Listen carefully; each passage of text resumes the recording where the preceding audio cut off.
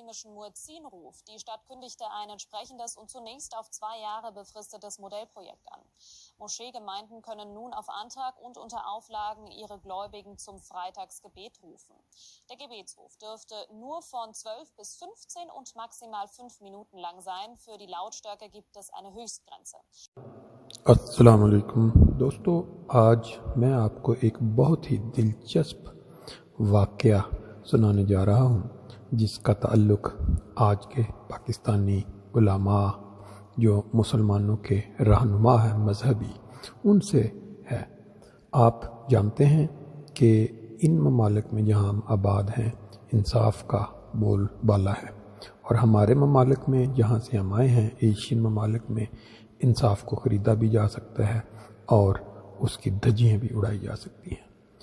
1974 में जो हुआ उसकी पहली कड़ी इस वाक़या के अंदर आपको मिलेगी, और इससे आपको अंदाज़ा हो जाएगा कि हमारे जो उलमाए दीन हैं वो अपने ज़ाती मकासद के लिए क्या कुछ कर सकते हैं। लिखने वाले लिखते हैं कि तकसीम हिंद से पहले पंजाब के दिल लाहौर से प्रताप नाम का एक अखबार निकला करता था, जो कि प्रताप नाम के एक हिंदू का था। वही उसका मालिक भी था और चीफ एडिटर भी। एक दिन प्रताप ने सुर्खी लगा दी, तमाम मुसलमान काफिर हैं। लाहौर में तहलका मच गया। प्रताप के दफ्तर के बाहर लोगों का हजूम इकट्ठा हो गया जो मरने मारने पर तैयार था। नुक्से अमन के ख़तरे की पेश नज़र अंग्रेज़ कमिश्नर ने पुलिस तलब कर ली। मुझे मजमे को यकीन दिलाया गया कि इंसाफ होगा और मुजरिम को करार वाकई सज़ा दी जाएगी। तमाम मकातब फ़िक्र की मुश्तरका कमेटी के 50 आदमियों की मदय्यत में पर्चा कटवा दिया गया। चलान पेश किया गया और मजिस्ट्रेट ने, जो कि अंग्रेज़ ही था, प्रताप से पूछा, ये अखबार आपका है? जी मेरा है। इसमें जो ये खबर छपी है कि मुसलमान सारे काफिर हैं, आपके इल्म और इजाज़त से छपी है? जी बिल्कुल, मैं ही इस अखबार का मालिक और चीफ एडिटर हूँ, तो मेरे इल्म और इजाज़त के बगैर कैसे छप सकती है? आप अपने जुर्म का इतराफ़ करते हैं? जी, जब ये जुर्म है ही नहीं तो मैं इसका इतराफ़ कैसे कर सकता हूँ? मुझे तो खुद मुसलमानों ने ही बताया है जो मैंने छाप दिया है। सुबह होती है तो ये लोग स्पीकर खोल कर शुरू होते हैं कि सामने वाली मस्जिद वाले काफिर हैं। वो ज़ोहर के बाद शुरू होते हैं तो इशा तक हमें यकीन दिलाते हैं कि फ़लाँ मस्जिद वाले काफिर हैं, और इतनी कतई दलीलें देते हैं कि मैं तो कायल हो गया कि ये वाकई काफिर हैं, और मुझे यकीन है कि अदालत भी यकीन करने पर मजबूर हो जाएगी। बस अगली तारीख पर फ़लाँ महल्ले की फ़लाँ मौलवी साहिबान को भी बुला लिया जाए, और जिन 50 आदमियों की मदय्यत में पर्चा काटा गया है उन्हें भी अगली पेशी पर बुला लिया जाए, तो मामला एक ही तारीख में हल हो जाएगा। अगली पेशी पर तमाम मुतल्लिका मौलवियों को, जो कि सुबह शाम दूसरे फ़िरके के लोगों को मुदल्लल तौर पर काफिर करार देते थे और प्रताप ने जिनका नाम दिया था, बारी बारी कटहरे में तलब किया गया। मजमे से तमाम अफराद को कहा गया कि देवबंदी, अहले हदीस और बरेलवी अलग अलग खड़े हों। बरेलवी मौलवी से कुरान पर हलफ लिया गया, जिसके बाद प्रताप के वकील ने उससे पूछा कि देवबंदों और अहले हदीस के बारे में वो कुरान और सुन्नत की रोशनी में क्या कहेगा। मौलवी ने कहा, ये दोनों तौहीन रसालत के मुर्तकिब और बदतरीन काफिर हैं। फिर उसने देवबंदों और अहले हदीस के बुजुर्गों के अक़वाल का हवाला दिया और चंद अहादीस और आयात से उनको काफिर साबित करके फ़ारिग हो गया।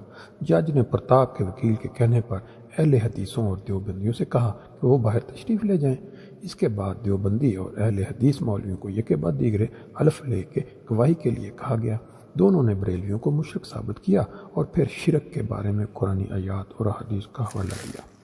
फिर तीनों को एक साथ बुलवाया और कहा, आप तीनों का शिया के मुतल्लिक़ क्या ख्याल है? तीनों ने मुश्तरका तौर पर कहा, जनाब हम तीनों इस बात पर मुत्तफ़िक हैं कि शिया हमारी नज़र में पक्के काफिर हैं। फिर मजिस्ट्रेट ने सबको अदालत से बाहर भेज दिया। इसके बाद प्रताप के वकील ने कहा कि मजिस्ट्रेट साहब, आपने खुद सुन लिया कि ये सब एक दूसरे को काफिर समझते हैं और बेअंग दहल कहते हैं और काफिर होकर अदालत से निकल भी गए हैं। अब अदालत में जो लोग बचते हैं उनमें से मुद्दइयों के वकील साहब भी इन तीनों फ़िरक़ों में से किसी एक फ़िरक़े के साथ ताल्लुक़ रखते हैं। لہذا یہ بھی کافروں میں سے ہی ہیں۔ باقی جو مسلمان بچہ ہے اسے طلب کر لیجئے تاکہ کیس آگے چلے۔ مجسٹریٹ نے کیس خارج کر دیا اور پرتاپ کو باعزت بری کر دیا اور پرتاپ اخبار کو بھی دوبارہ بحال کر دیا۔ یہ دھندا تقسیم ہند کے 70 سال بعد بھی جاری و ساری ہے۔ موجودہ حالات میں ہمیں امت واحدہ بننے کی بہت ضرورت ہے۔ اللہ تعالیٰ ہمیں تمام فرقوں اور مسلکوں سے بالاتر ہو کر صرف اور صرف پکے سچے مسلمان بننے، ایک دوسرے کو برداشت کرنے اور احترام کرنے کی توفیق عطا فرمائے۔ یہ خواہش تو ہر مسلمان کی ہے، لیکن انہیں یہ علم نہیں کہ اس کے لیے ان کو وقت کے امام کو ماننا، اس پہ ایمان لانا لازمی ہے۔ 1974 کی اسمبلی میں جو ہوا وہ اس پرتاپ والے اخبار کی خبر سے کوئی مختلف نہیں تھا، لیکن اس وقت انصاف تھا۔ برصغیر میں جب انگریزوں کی حکومت تھی، لیکن جب پاکستان بن گیا تو کوئی انصاف نہیں تھا۔ وہاں من مانی چلتی تھی، جس کی لاٹھی اس کی بھینس، تو وہ پھر جو ہوا وہ سب کے سامنے ہے۔ بات سنانے کا مقصد صرف یہ تھا کہ جرمنی جہاں ہم آباد ہیں، یہاں 2 ہفتے قبل کولن شہر، جس کو ہم کولن کہتے ہیں، اس کے اندر مساجد میں جمعے والے دن اذان دینے کی اجازت دی گئی 2 سال کو ٹرائل پیریڈ پہ، اور اس میں رکھا یہ گیا کہ آپ 1 سے 3 کے درمیان 5 منٹ کے لیے آپ اذان سپیکر پہ دے سکتے ہیں، لیکن ایک مقررہ حد تک اس کو اونچا ہو سکتا ہے آواز۔ اب جو تازہ خبر ہے وہ یہ ہے کہ یہاں گروس کے راؤنہائم میں بھی اس بات کی اجازت دے دی گئی ہے کہ جمعے والے دن آپ اذان دے سکتے ہیں، لیکن 4 منٹ سے زیادہ کا عرصہ نہیں ہونا چاہیے۔